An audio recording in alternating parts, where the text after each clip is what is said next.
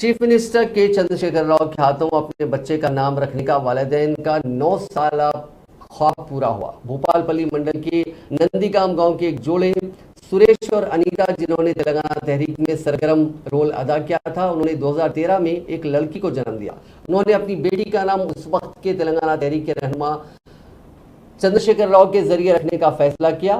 बच्ची आज तक बगैर नाम के परवरिश पाई है। इस मामले का इल्म होते ही साबिक असेंबली स्पीकर और मकामी लीडर एमएलसी मधुसूदन चारी ने पहल की और वालिदैन और बच्ची को प्रगति पर ले आए। मामले की खबर सुनते ही वजीर आला चंद्रशेखर राव जोड़े ने सुरेश और अनीता को आशीर्वाद दिया और उनकी 9 साल बेटी का नाम महाती रखा।